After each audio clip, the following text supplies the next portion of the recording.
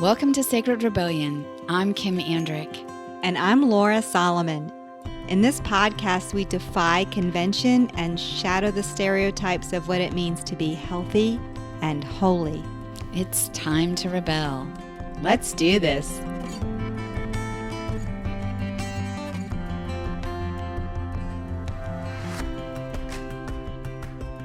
Coming up on this episode, the rebels are back. Whoop, whoop. I'm both really excited and a little bit nervous about this conversation. You know, women do get very nervous when they talk about money sometimes. I try not to talk about it. Who was that woman? Oh, remember that woman, Susie Orman? Yeah. On Oprah. Yeah. So I remember I had a friend who was she had a very interesting relationship with money, as a lot of women do. And I brought her that book and I came over and I was like, did you read it? She goes, no, I'm not reading. That woman scares me. As soon as she comes on Oprah, I turn Oprah off. Oh my gosh. But we have the goddess of crypto here. So not only are we going to talk about money, we're going to talk about crypto. Yes, I'm so excited about this conversation we're having with Halle Eavelyn.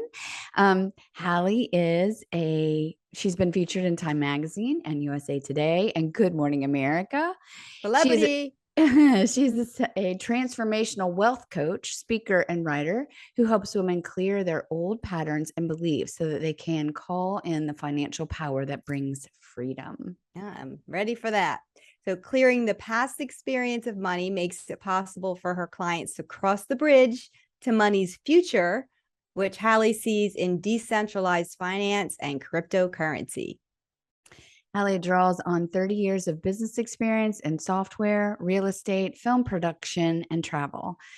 Her work with a variety of intuitive modalities is both deep and extremely fast, with clients experiencing powerful shifts in their thinking, feeling, and behavior regarding wealth. And her latest programs include Wealth Reclamation and CryptoCurious. And she also is a fellow podcaster with her Goddess of Crypto podcast. So welcome, Halle. Yes. Yay, I'm so excited to be here and to talk with both of you. This is so wonderful. I love what you're doing because for me, it's all about helping women reclaim their birthright of wealth. I feel like we've been told for 3,000 years, men own it and women can borrow it until the men change their minds. Yes. And that's really hard for us. But ladies, I have a question for both of you. Do you know what year women could have their own mortgages and credit cards and bank accounts without daddy or hubby signing? 1971? Yeah, something like that. I think it was 73, but yes, by 1973, I think one of those things happened in I think 71, it was 71 was the credit card and then it went from there. But isn't that ridiculous? Yes. In my lifetime, it's like mine too. I called my mom and I was like, seriously? Like you were a young working woman and you couldn't get your own credit card? You couldn't have your own bank account? And she was like, well, I don't know. I was married. It wasn't even something I noticed. And I'll tell you, that was also what you did in those days. That you got married, right? Left your dad's house and went to your husband's house. So I remember you went to college to get your MRS degree. Yeah, you know Haverty's Furniture. Yes. So when I got married, it was early 90s, and I married a just graduated doctor, and so he had nothing but debt. And I was a nurse and I didn't have much, but at least I had a paid off car and no debt and a job. And we went to buy furniture at Haverty's. And I remember this like it was yesterday. It was a green and white striped couch and chair. And we were filling out the paperwork. And granted, my husband had no money and nothing but debt. And anyway, they wouldn't let me sign because I was a woman. They wouldn't let me sign for the loan to get the furniture. And I remember being pissed off. I was so mad. I came out of there like steam was coming out of him. I was like, and my husband was like, I don't know why you're so mad. Doesn't really matter. We got the couch. We got who cares? Who cares who cares whose name Who is on cares the, if you were acknowledged as a fully providing human? and then, you know, I went into feeling like, yeah, I'm making a big deal out of nothing. But I remember being very pissed off. Mm. It's such an important story, Laura, because I think it's happened to so many of us where somehow we've been marginalized or cut off in some way. I mean, look, here's this in this example, not only could you not get the loan, you were the financially solvent one. Isn't that Yeah. horrible? And Yeah. they weren't paying any attention to that. They were paying attention to your anatomy, and to your, you know, to your sex. So I think that proves in just one short moment what we've all been facing in such subtle ways. I mean, my father is like one of my biggest fans. He loves what I do. And ever since I moved into the crypto space, I'll call him and be like, Dad, I'm thinking about doing da, da, da, da, da, da, da, da. And he goes, you have outstripped my ability to follow and give you useful advice. Whereas, you know, when I was younger and starting my first business or whatever, he was super helpful to me. But my father, my biggest fan, used to say to me, both, it is just as easy to marry a rich man as it is to marry a poor man. And then he told me that was why he was sending me to college, was so that I could marry a wealthy man, which I failed to do. I did get married, but he was not wealthy and he was really bad at handling money. And we divorced shortly after. Yeah, Kim, you can relate to that. Well, no, right? I can't relate to the getting to, you know, coming to my senses quick. I was married for 24 years in that situation. And, you know, my experience as a woman is a little bit somewhat unique. It's not completely out of the realm of possibility, but I was the primary wage earner in my family. So, you know, I brought home the bacon and and Yeah. So my ex-husband didn't. yeah, so I don't want to tell on my clients. I'm very careful about, you know, keeping confidentiality, but I will say that, you know, I'm in my 8th year of coaching now, and I have heard that story many, many, many times. There are so many women, and there's a lot of shame around it, but there's also a lot of hiding around it. There are so many women who are not just the primary wage earner, but they are the only wage earner. And, you know, my ex, who at some points in our relationship, this is a different ex, not that ex-husband, another one, my husband, as my friend always used to say. He was at some points in our relationship a really great wage earner, and then at other points completely not. You know, there was a time that he used to joke he was going to get business cards that said sex slave and chauffeur, because that's what he that's what he was in our lives. So I just feel like, you know, and I made all the excuses in the world for him. You know, I never said to him, you know, you need to be making money as well. There was a time that I supported not just my family, but his ex-family, his ex-wife and child, multiple years, where I would just like write a check every month. And, you know, and I was like, well, they're part of my family too, but they really weren't. And I was the And only when one did who we come thought up with that the way. idea that we have to support our family? I mean, and it's our immediate family, but it's like, when did we come up with this? Yeah. Like, I am obligated to take care of people who aren't willing to take care of themselves. Well, yeah, take care of other adults. Yeah, adults. Yeah. Yeah.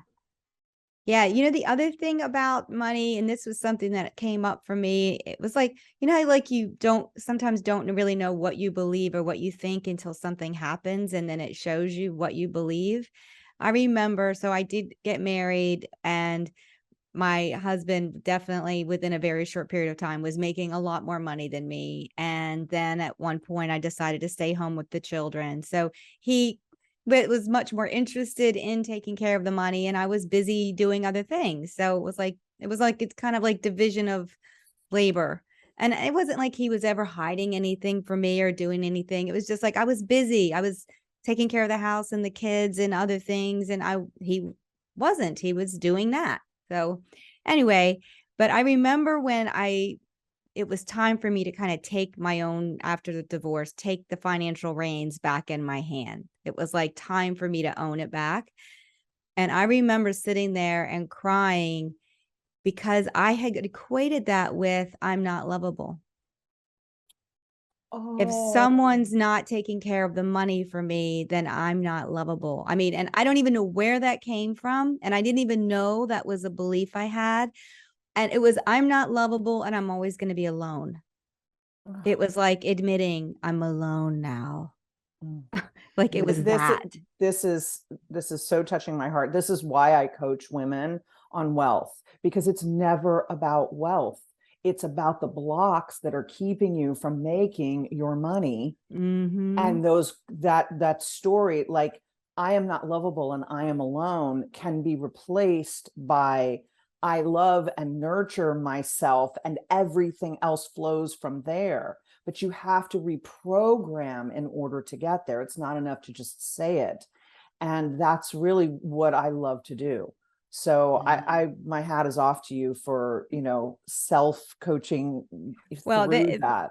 then begins the long slog that most women have about, okay, I'm going to have to figure out how to love myself. Shit. Yeah. Damn it. Yeah. Yeah. There's no other way. Can you get someone else to do it? No. No. Yes. And the Damn beautiful it. part is when you love yourself, it's so much easier for everybody around you to love you. Yeah. It Yeah. really is. I It's just a know little that. bit I And of know open the that. yeah. flow of abundance, right? One of the things that I have known recently is this propensity to not accept. I say that I want to be in the flow of abundance and I'm happy to give out. But as soon as somebody wants to give in, and I am a vessel for receiving, I start to shut down, and something comes in my mind like, you're pitiful if somebody hands you something, like they feel sorry for you, or you shouldn't accept this. I remember as a child hearing people when they were given a gift, no, you shouldn't have done that.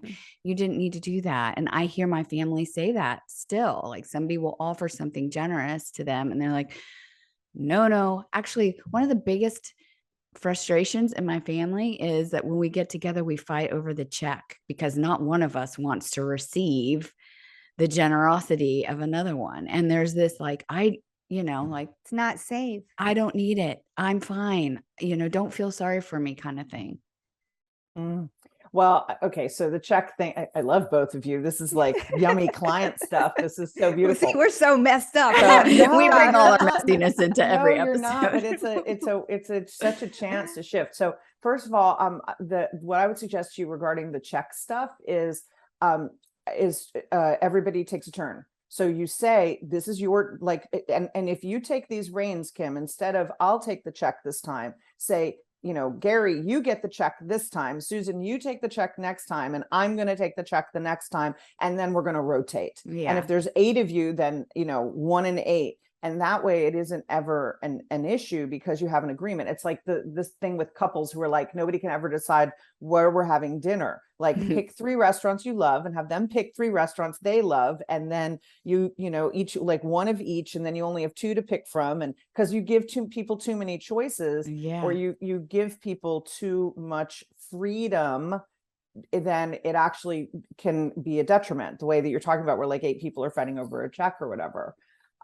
But as far as the bigger issue, most women I know have a hard time receiving. Now, I'm going to relate this to something that I know you guys are both going to be like, wow, because it's so obvious, like when you hear it, but we don't think of it like this. I was in my 50s before I even like came into this information and was like, oh, yes, this is so amazing. Receiving is a feminine trait, right? Yeah. And giving is a masculine trait. And this is a masculine world. We live in a masculine society. We live in a society where the feminine is, if not degraded, at least, underappreciated. Yes, underappreciated is a very good word. Seen as weak and like you said, is something to pity. Right. So when we receive, we are receiving the feminine. So if you want to shore up your feminine, which is not about being pitied and not about being, made fun of or made smaller than, it's actually about allowing. and allowing and receiving are the things that must happen. The feminine principles must occur in order for you to grow your wealth. Because if you can't grow your wealth by just giving. I know people who have tried to do that, like in a church environment or whatever, and they're like, oh, I'm just in service. Oh, I'm just doing it. And they're freaking broke. And I mean, like couch surfing, freaking broke. Yeah. So when you want to really shore up your ability to, to get wealthy, you must allow your receiving muscles to turn on. And it really is that, it's just a muscle. So when you say I'm allowing and I'm receiving, even if it feels uncomfortable, it's because you're not used to it. And yes, many of us have the kind of, I'll call it like the Germanic quality. This is like a European quality of, I will do this myself. I do not need other people's help. And then that again comes from, the past generations. If you believe in past lives, then it comes from your past lives. But if you don't, it's still fine, because you've got the legacy of your ancestors and it's all come down to you. When I teach wealth coaching principles, I talk about, the potato famine in Ireland, because there's this concept of, you work hard for your money. And working hard is something that we also have, we tend, especially as women, to struggle with. We're all trying to be super women. I'm a wife, and I'm a mom, and I have a full-time job, and I take care of my elderly parents, and I never have any time for myself. Yay! Yeah. That's not really fun for anybody, right? So that's a way of understanding, well, 3 generations ago, your ancestors were probably working it with their hands. There were jobs in factories, there were jobs in fields, and unless you were part of the landed gentry, you did stuff with your day that involved hard work. And so is it any wonder that now we have these stories, and those stories are no longer true? We're in the information age, and our voices are our power, as you two understand by having this great podcast. So this is a way for you to be heard. It's also a way to remind women that your voice is important. It's always important. And the more you can receive, the more your voice can be amplified. I mean, look, I'll tell you what I have come to believe is like kind of the bottom line for women. The Dalai Lama said the world will be saved by the Western woman. And I used to think that was theoretical. And now I think he was talking about actual Laura, actual Kim, actual Halle, actual you listening to this.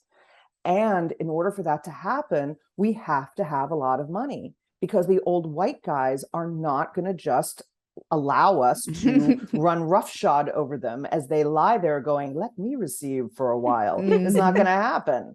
So we have to have the kind of money that we need to unseat them, so that we can take our own power back, so that you don't have, I think it was 121 people, mostly men, overturned Roe versus Wade. That's crazy in a society. I don't care what you think about abortion. That is not the point. But in a society of 330 million people, to have 121 people tell 51% of the population what to do, there's something wrong with that.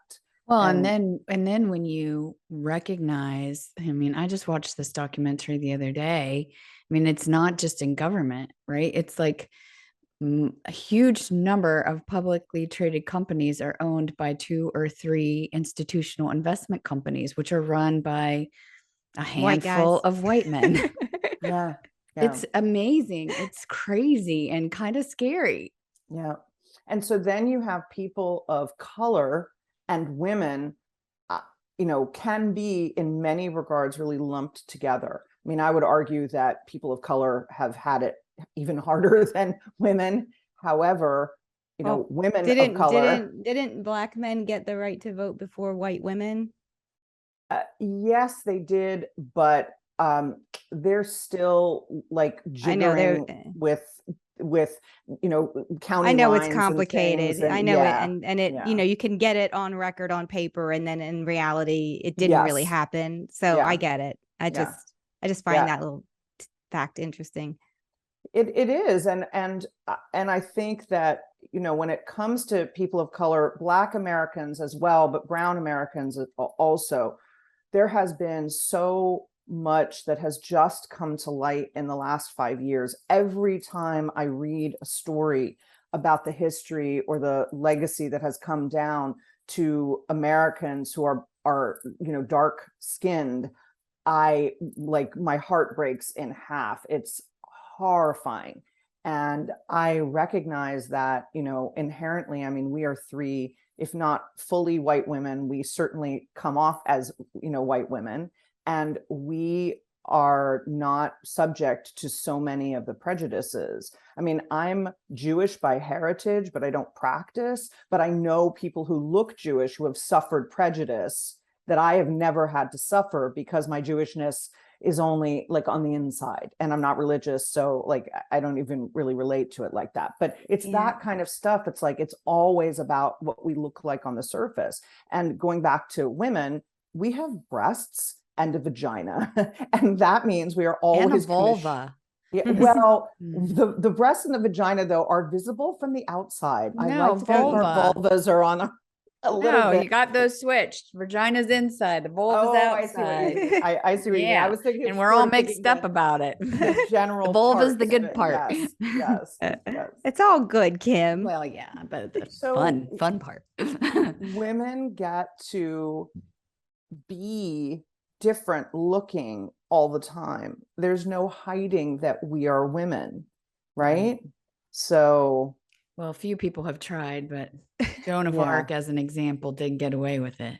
She ended up getting burned at the stake because she was a cross-dresser. That was the real reason. Isn't that crazy? No, you don't think it was the voices she was hearing in her head? That's the official reason, is she was a cross-dresser. Oh, the official reason is she threatened the status quo. That's the real reason. The real reason is she was a threat to the control system in place at the time. And that's kind of the story that gets told over and over and over. Because even if you look at the Europeans who eventually made it to the Americas and did horrible things to the native people who lived here, we had our ancestors had that done to them in Europe. I mean, I'm a Celtic heritage. I have that heritage. What happened to them? Yeah. So there's always like this domination coming in, and then the trauma, and then that trauma bond then comes on to the next. Then we show up in America and start doing the same thing that was done to us. It's like repeat. And I kind of, until it's not. There's two different places to go with this, but I want to say, just really like sacred pause for a second and just say, remember that history was written by men almost exclusively.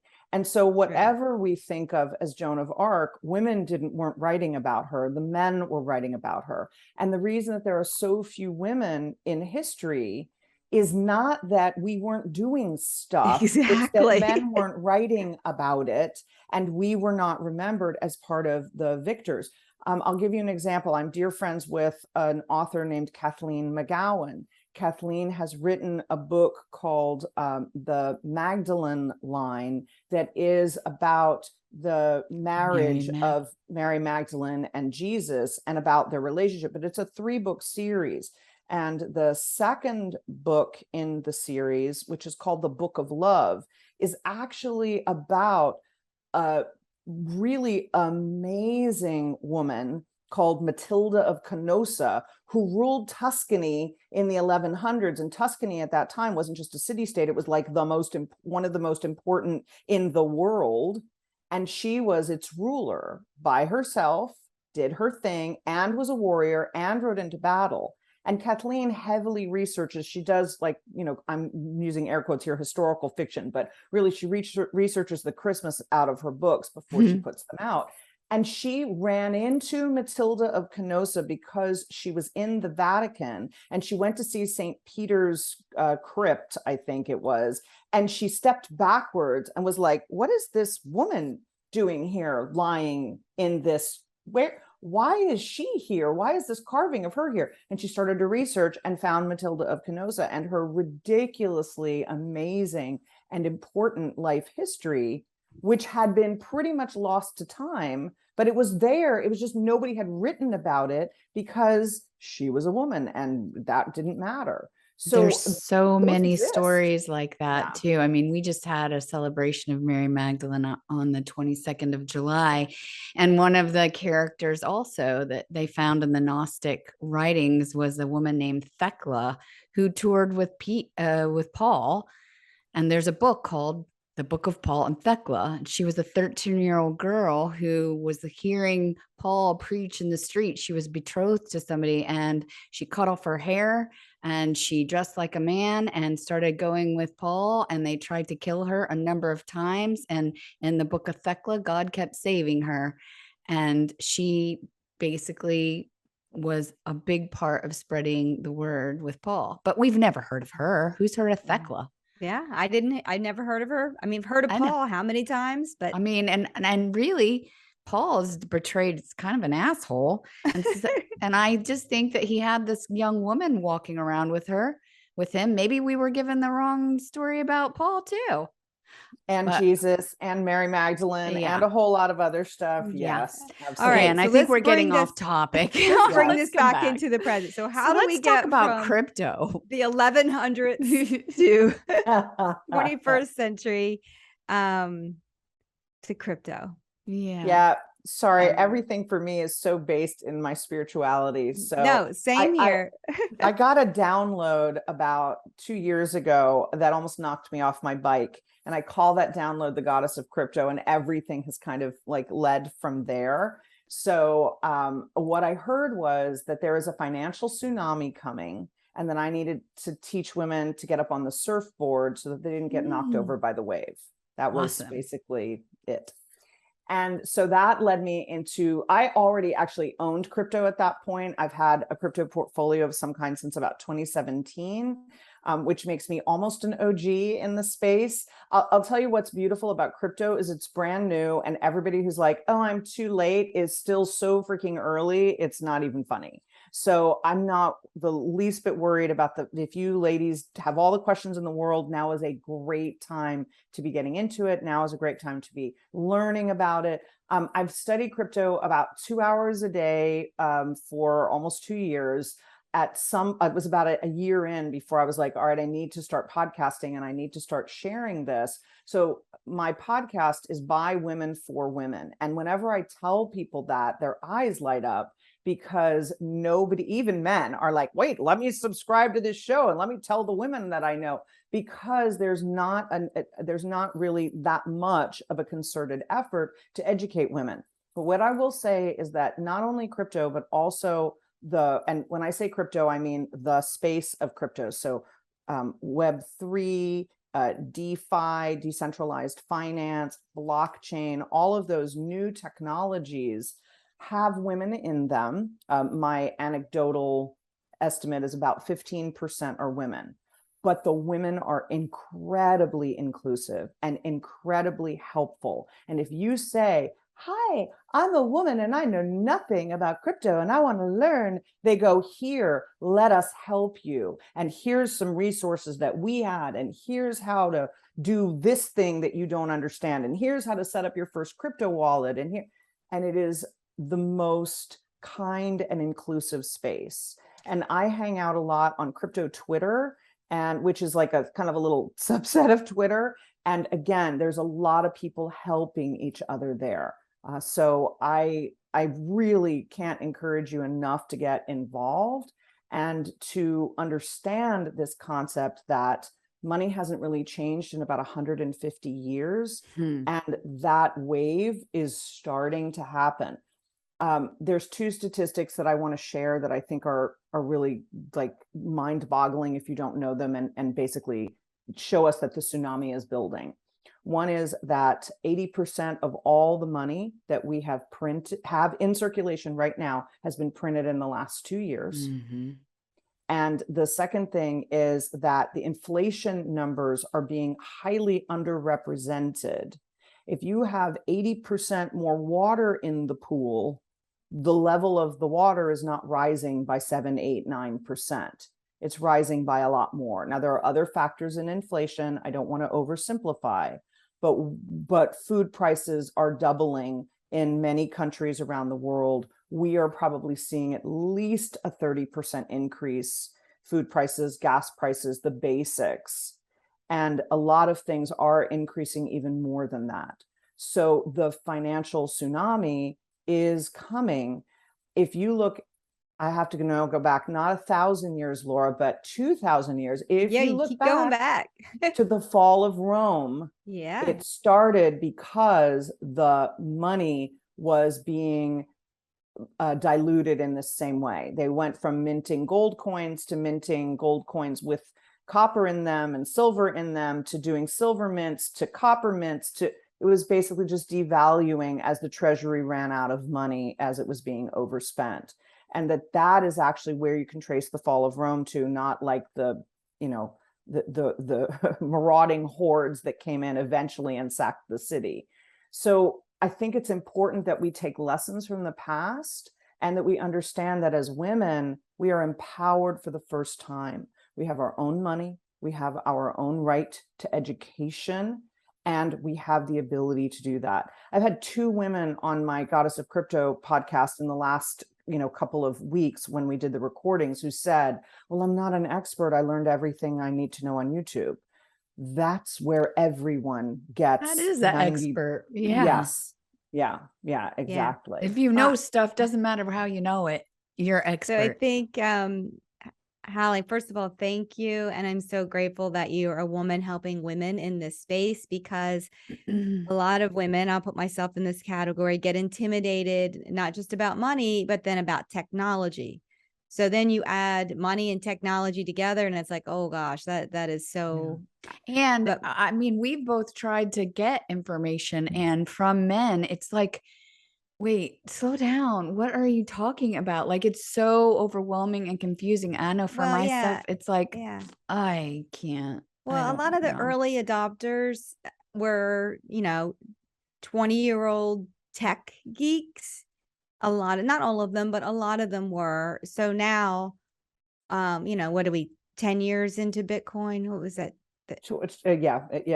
Approximately. It's actually 13 years, but 13 years. Yeah. I mean, they've So some of 30, some of they're some 30 of them something. have been in it for all that time, and so they're using language that you don't understand and explaining it in a way that you don't understand. But my exposure to crypto was through a spiritual teacher.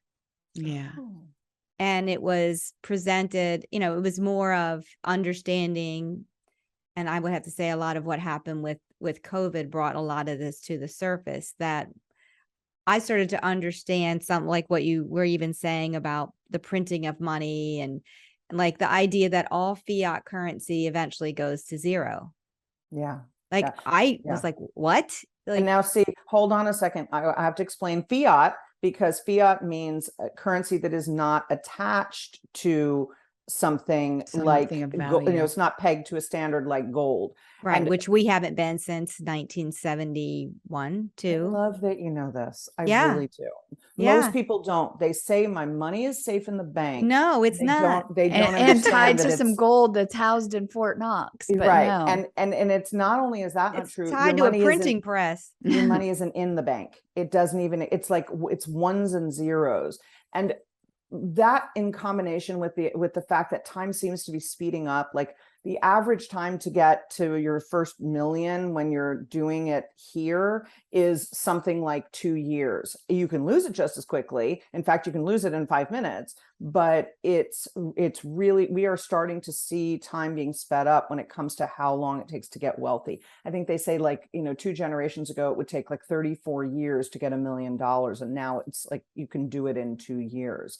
So, I mean, some people, again, much faster, but just in general. So I feel like we can take those things and use them with our intuition, with our own guidance, to allow ourselves, with that combination of receiving more, to allow in more wealth. We have this story that it's really easy to make $5. It's really hard to make 5 million. the universe, source, God, spirit, whatever you want to call it, doesn't have that story. Those are labels we put on things. So the more we allow and receive, the more we allow and receive. And we don't have to say, well, I'm only allowing it in through this way. We can say, I'm allowing it in every regard. Let's go back to crypto for a second. Everything is new. And those bros, that's what they get called, crypto bros, Laura. Yeah, the crypto bros. Yes, those who have been in for like, longer than 5 minutes do act like they know what they're talking about. But there are women who you can look to educate you. And that's why I have just women on my show, so that we can get and we dumb it down to like I'll stop somebody and say, hey, let's explain fiat to people, because not everybody has heard of that. I love that you think of it like that, but there's so many people who are like, fiat, is that some royalty thing? And so it's important, It's a car. think, yes, exactly. It's important to explain all that stuff as we go.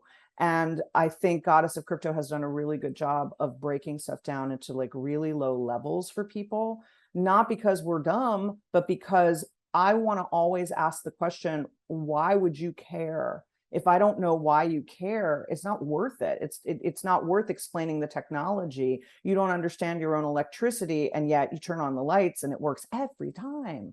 So that's the kind of experience that I think that people should be looking for with crypto. It's beautiful. Yeah. Yeah. I don't know. I think we could so just much talk here. about this for a long, long time. Yeah.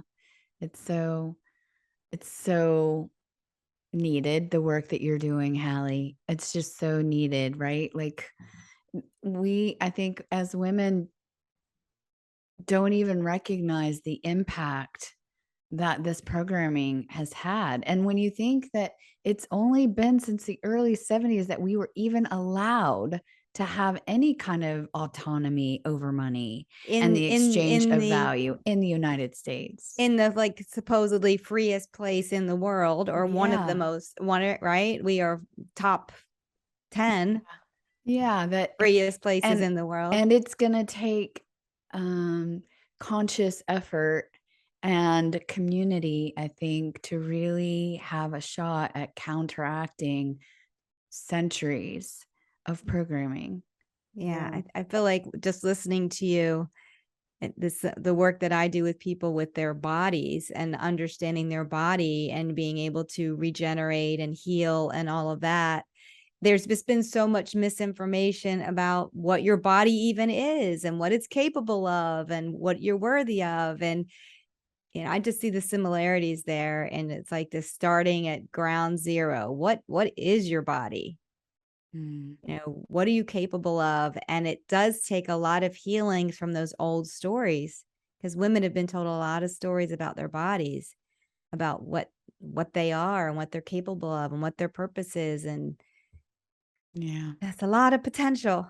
So freedom begins, of course, in your mind and in your body. When you feel that you're sovereign, when you feel that you belong to you and that no one else can tell you what to do or control who you are, whether that's your physical body or the brain that lives inside of that, that's where true freedom resides. Exactly. Nelson Mandela said he never felt like he was in prison because his mind was always free. And I think that is key for all of us to recognize.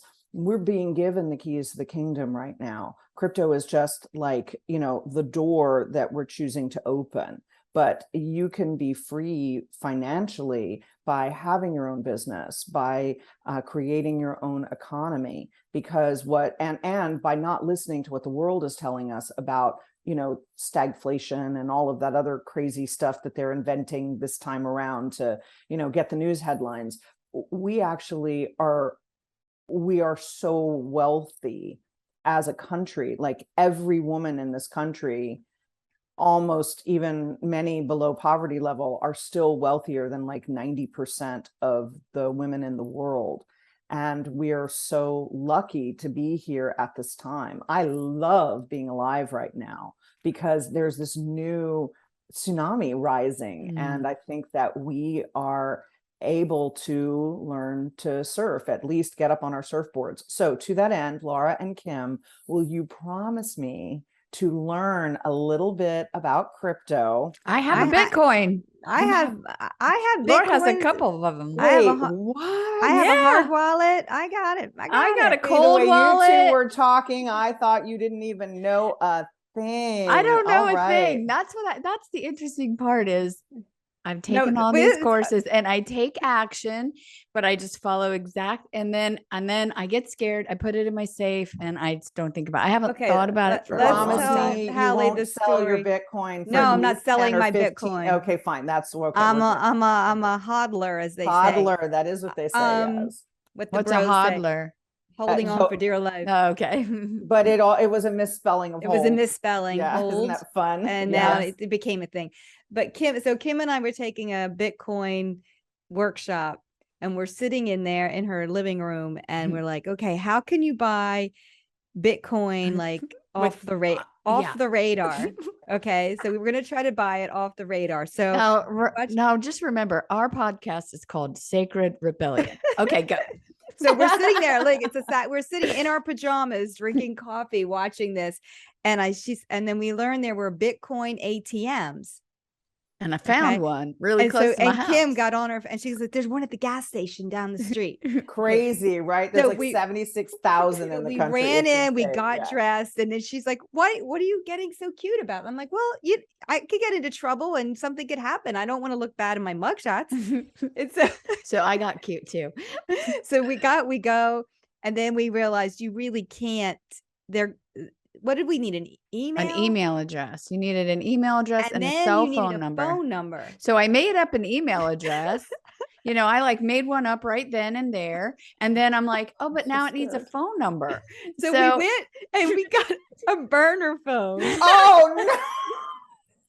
We never ended up buying any Bitcoin this way. So if anybody's listening to this and they work for the FBI. But the people at Best Buy, when we were buying the burner phone, I'm like, I need a phone that can't be traced to me. No, we ended up at Target, and Kim was like, no, listen, this is what I need. Because we didn't want to use the word burner phone. And we're like, we want to use a disposable phone that has a number that can't be traced to us. We never ended up activating. Nothing ever happened. Burner phone. Nothing ever happened. I just want to understand though, like, so first of all, while blockchain, we just felt like Bonnie and Clyde, like we're going to do Thelma something. and Louise. Yes, that's that. I like. No, that. I don't like that because they don't end up in a good place. Well, like Bonnie and Clyde did. Oh yeah, that's true. We got to come up with a different story. There's a great book about Bonnie and Clyde called "Going Down Together." I highly recommend it. Anyway, we're all over the place. Yeah, that sounds like fun. All so right, we're not afraid to explore. I have to understand this. Blockchain, everything is tracked. And once it's recorded on the blockchain, it's like permanent. So, that helps with fraud and such, but they can't see your wallets. I take it you two know this now. So it really is like a very blind transaction. However, all the exchanges these days pretty much make you do what they call KYC, know your customer. Yeah. So we figured that out. But when we were just trying to do some kind of off-grid situation, what year but it didn't was it that you were doing this? I think it was 2021, 2020, something like that. It wasn't last year. It was the year before. Didn't we wear a hat and glasses when we went in? We were trying to be and a fake mustache. Yeah, we didn't have a fake but we had hats, we had glasses. Oh I would have loved to have been a fly on the wall. Nothing came of it. You know what? It was really just an imagined adventure. More than I love this. I can't decide which one of you is Thelma and which one of you is Louise. And we were at the Circle K gas station trying to do this on a Saturday morning in like suburbia, North Carolina. I mean, but let me just say, you two were so innovative because you looked up and said, I can get Bitcoin here. Now, of course, now you can get Bitcoin on your computer. We already had some. We just were trying to figure out how to get it off grid, like that nobody could tie it to us anyway. We were watching this thing, and this guy was all about like off-grid living.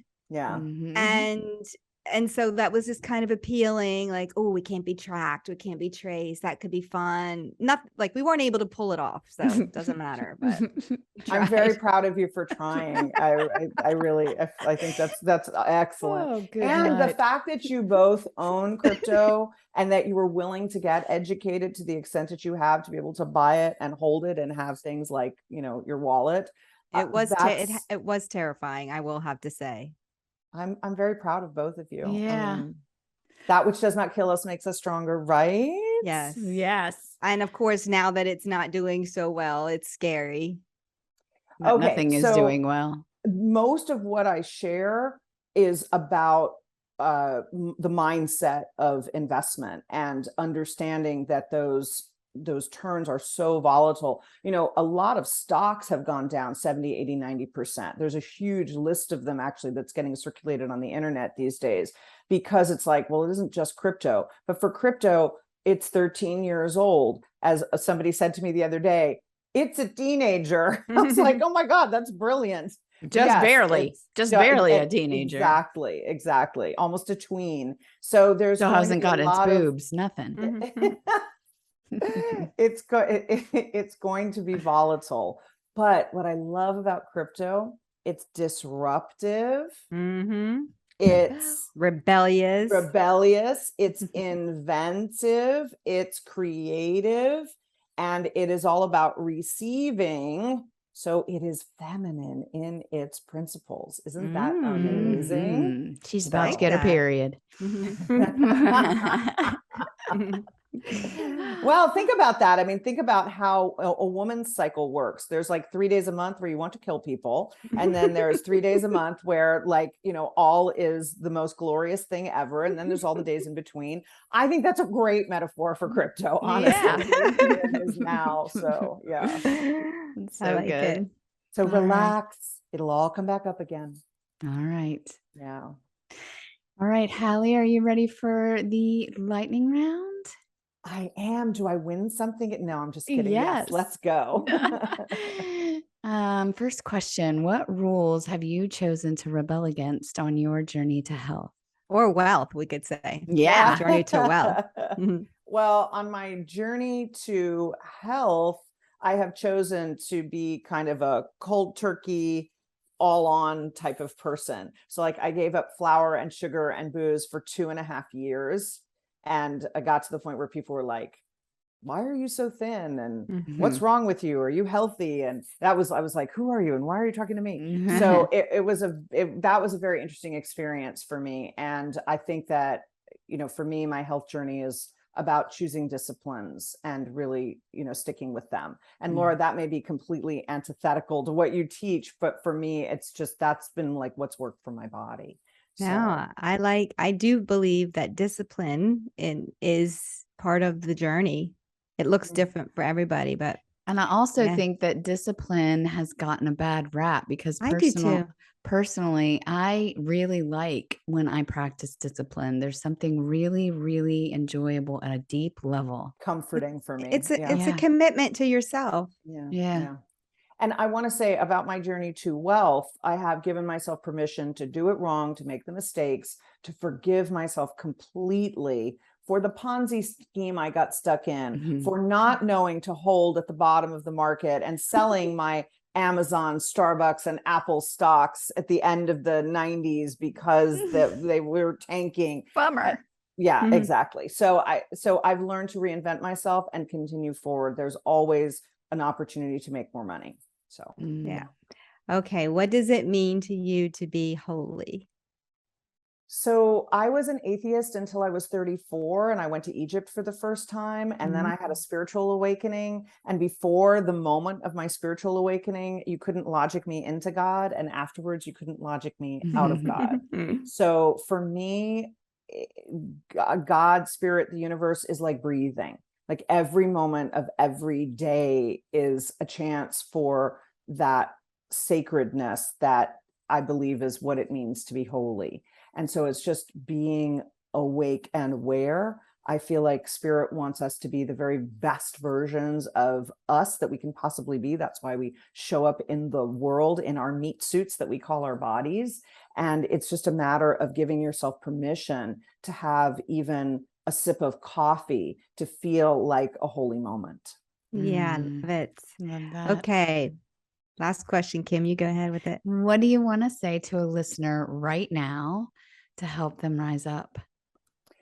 So my favorite Marianne Williamson quote is the one that starts, you ask the question, who am I to be, so wonderful? Who are you not to be? But I love the last half of the quote where she talks about the fact that hiding your light is not helping anybody, and that by sharing your light, you unconsciously give somebody else permission to shine theirs. And what I love about that is the idea that those women will then go out and share their lights until it's like the Prel commercial, and they told two friends and they told two friends until the whole world is illuminated. And that's what I want to see, is the world illuminated. And so if you're hearing this, you are being invited to shine your light so that others will be given permission to shine theirs, and so that you will help be one of the ones who illuminates the world. Love that. Yes, we Beautiful. all need to be our fullest expression. Love it. So, Halle, I know that you have a lot of services that you offer, and I think that you have a special gift for our listeners. Do you want to talk about how people can find you and what that gift is? Yes. So the gift is called The New Energy of Money, and it talks about little pieces of action that you can take, and also explains a little bit about this coming financial tsunami. And I would love for you to pick that up at hallemoney.com. So Halle like Barry, and then the word money, hallemoney.com. Love it. All right, hold on. I'm gonna do a little screenshot so everybody smile. All right. All right. All right. Well, Halle, it was so nice to have you on The Rebellion. Thank you so much for joining. You two are such powerhouses. I'm so my hat is off to both of you. You're so amazing. Congratulations on what you're doing in the world. Thank you. Thank you you. too. And thank you for all you're doing to help empower women. Thanks for listening to Sacred Rebellion. We love connecting with you in this way. If you want to join the Rebellion and enjoyed this episode, please subscribe to Sacred Rebellion. Give us a rating and review, and please recommend us to your tribe. Follow us on social media at Sacred Rebellion Podcast on Facebook and Instagram. Until next time, stay curious, Stay courageous, and most of all, stay rebellious.